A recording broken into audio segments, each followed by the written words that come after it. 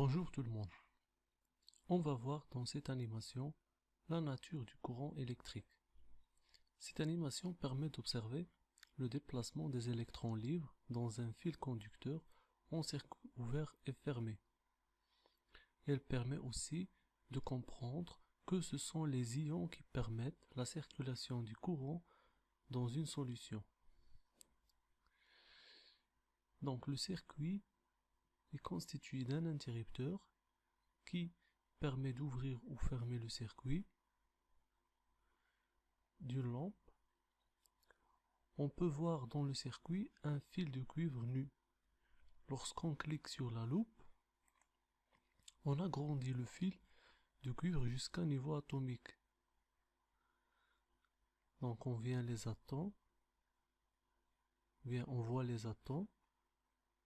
et les électrons.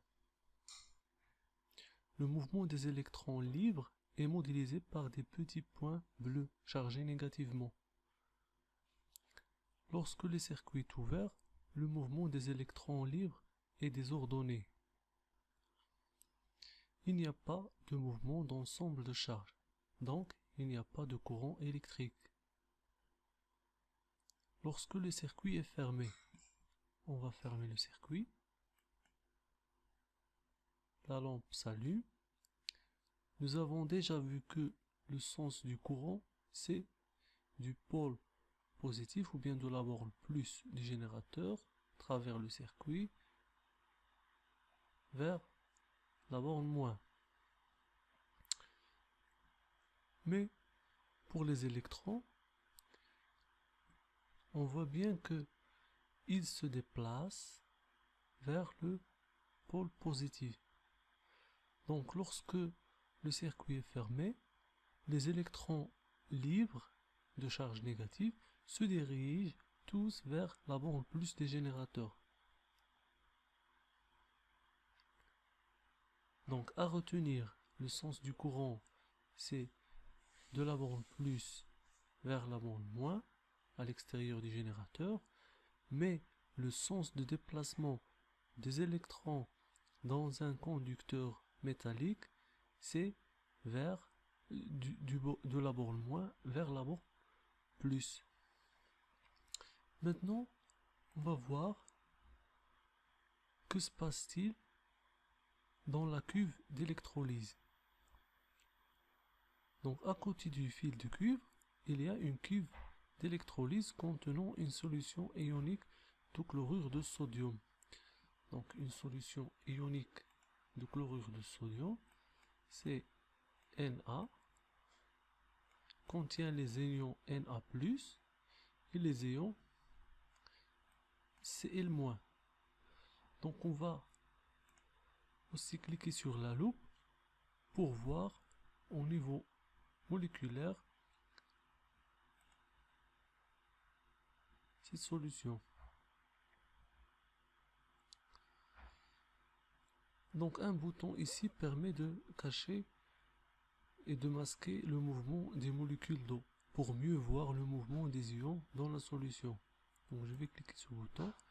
Regardez bien, les ions Cl- se dirigent vers cet électrode qui est lié à la borne plus, et les ions Na+ se dirigent vers cet électrode qui est lié à la borne moins.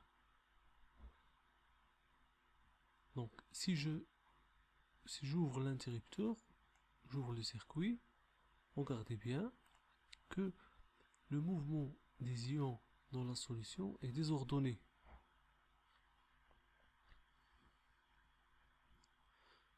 Très bien, donc récapitulons. Dans un conducteur métallique, les porteurs de charge sont les électrons, qu'on note comme ça. Dans une solution ionique, les porteurs de charge sont les ions. Donc les ions, c'est les cations et les anions.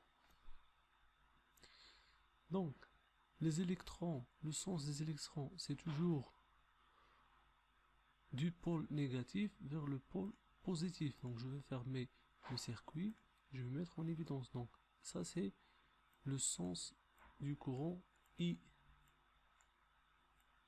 Mais pour les électrons, ils se déplacent dans ce sens. Les électrons se déplacent dans le sens contraire.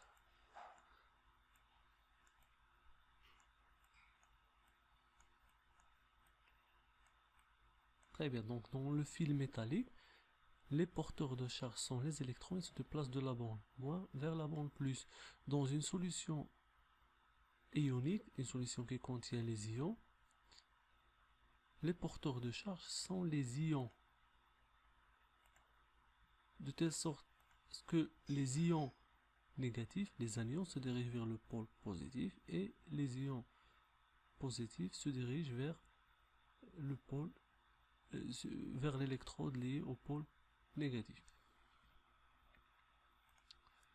Très bien. Donc, on va définir maintenant l'intensité du courant électrique. Donc, l'intensité du courant électrique est définie comme étant la quantité de charge Q qui traverse la section du conducteur, dans notre cas la section, voilà, je vais dessiner une section, voilà, c'est une section S,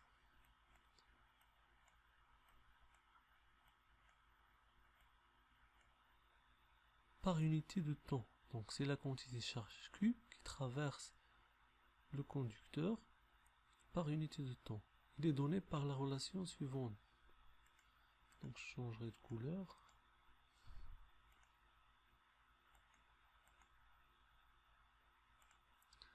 Donc I est égal à Q, la quantité de charge qui traverse cette section, divisé par delta T. Donc I, c'est l'intensité en ampères. Q, c'est la quantité de charge en coulomb. Et delta T, c'est la durée en secondes. Très bien, donc on distingue deux cas pour la quantité de charge. Pour le cas d'un conducteur métallique, bien Q, pardon, pour le cas d'un conducteur métallique, Q est égal à N fois E. N, c'est le nombre de porteurs de charge. E, c'est la charge élémentaire, qui est égale à 1,6 fois 10 puissance moins 19 coulombs. Dans le cas d'une solution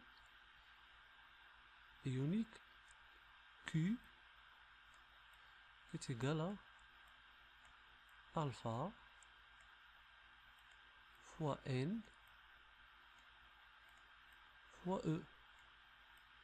Toujours N, c'est le nombre de porteurs de charge. Dans ce cas, c'est les ions, le nombre d'ions qui traversent une section.